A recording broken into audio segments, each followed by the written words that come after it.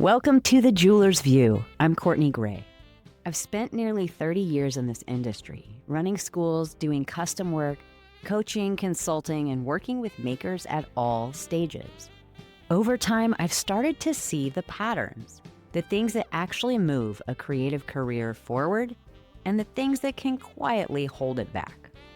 I built this podcast to cut through the noise, less time in your head or down the research rabbit hole, and more time building something real. Let's get into it. There comes a point in almost every jewelry business when someone says, you need a website. And they're usually right. So you spend weeks on it, sometimes months, sometimes years. You photograph your work, you tediously write and rewrite your about page, your artist statement, all the things.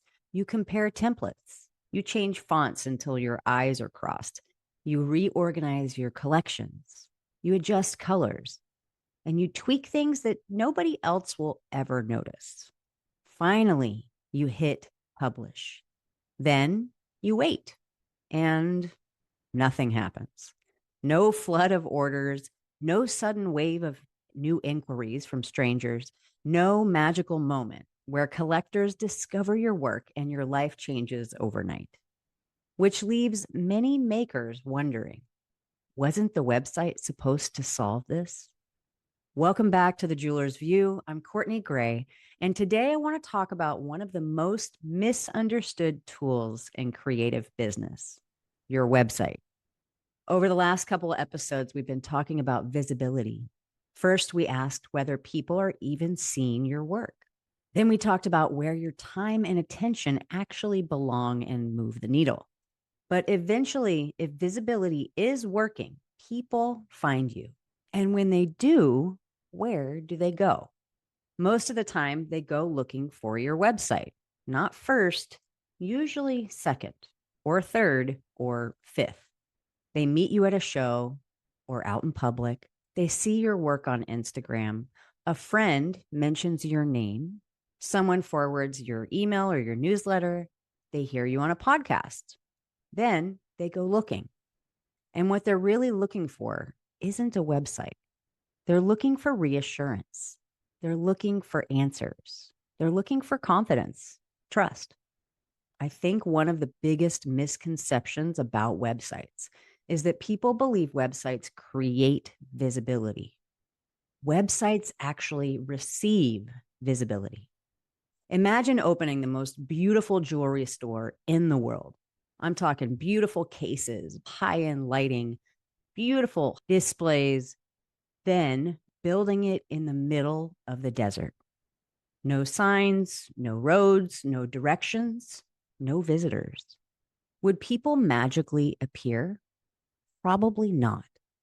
The building isn't the problem. People simply don't know it's there. The same thing happens online. A website is incredibly important, but it isn't the thing that creates attention. It's the place the attention lands. And that's a very different job. I see another pattern all the time. Someone tells themselves, I'll build the website when I'm ready, when I have enough work, when I have better photos, when I have more sales, when I know exactly what the heck my brand is in the first place, when I finally feel established. And before they know it, years have gone by.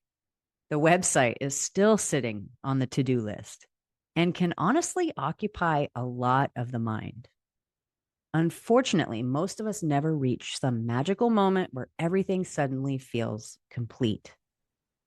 If I had waited until I knew exactly what my website should look like, I probably wouldn't have one today. My website personally has changed countless times.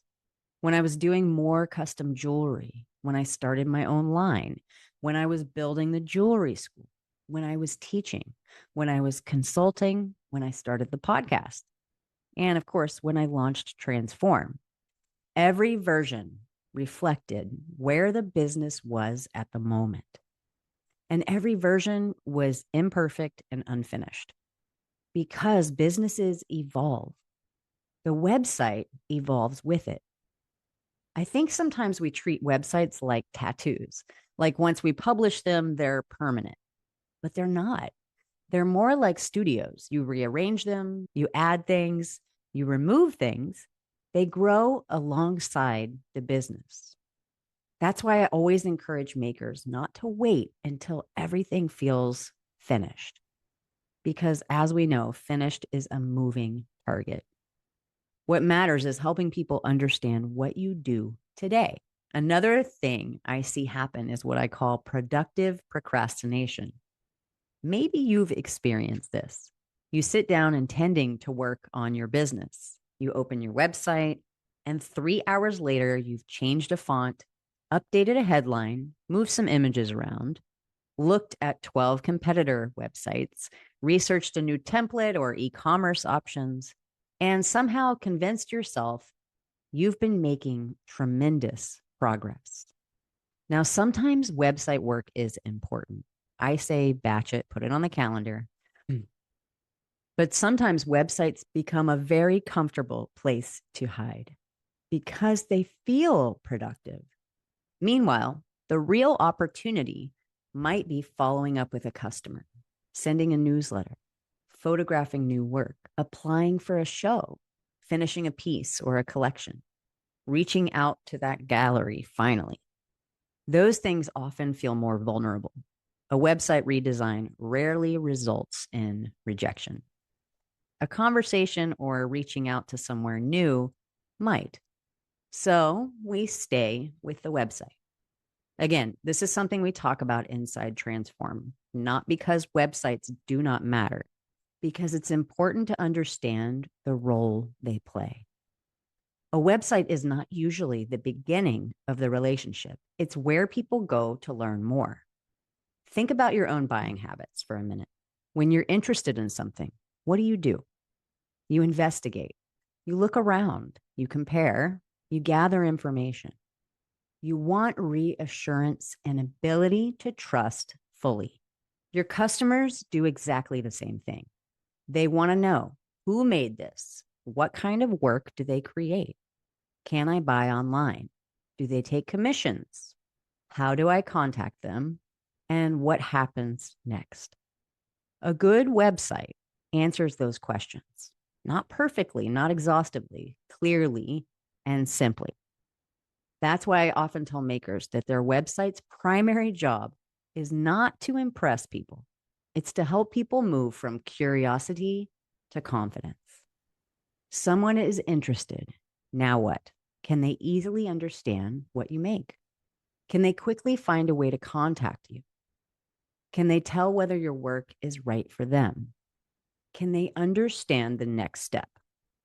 If the answer is yes, your website is doing its job. And here's the good news. That doesn't require 20 pages. It does not require complicated features. And it doesn't require perfection. It requires clarity. Honestly, simplicity is really helpful here. One of the exercises I sometimes give students is simple. Open your website. Now, imagine you've never met yourself before. You've never heard of your business or seen your work. You know nothing. Can you answer these questions in under a minute? Who is this person? What do they make? Who is it for? How or where do I buy? And how do I contact them? If the answer is yes, you're in much better shape than you think, because that's what visitors are really looking for, not perfection, not super high polish. They're looking for direction. So maybe the question isn't, if I build a website, will they come? Maybe the better question is, if they come, will they know what to do next? Listen, buyers are finding websites every day. The opportunity isn't getting them there. The opportunity is helping them feel confident enough to continue the conversation. A website is important. It's worth having. It's worth improving every now and then, but it isn't a substitute for visibility. It isn't a substitute for relationships, and it isn't a substitute for trust. What it can do is support all three. And that's a pretty important job. Until next time, I'm Courtney Gray, and this is The Jeweler's View. I'll see you next week. This episode is brought to you by Bonnie Doon Tools. Good tools should last, and they should make your process cleaner and more predictable. From forming to cutting to custom die systems, Bonnie Doon builds equipment designed to keep working, use after use, year after year. Visit BonnieDoonTools.com to get educated on what's possible. I'm glad you're here. This path takes a lot, especially when you're building something of your own. If you want to go deeper, I share key takeaways and additional teaching through my email list at CourtneyGrayArts.com. Keep going. This part matters. I'll see you next week.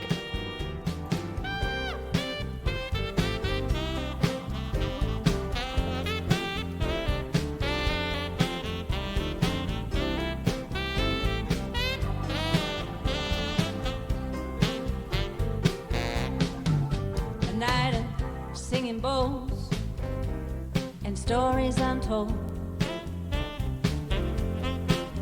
Yeah, here's to the dreams and how we make them, to howling at the moon, to worries and loss, sitting in solitude, to feeling a little bit pissed off. Here's to the grace we have awakened,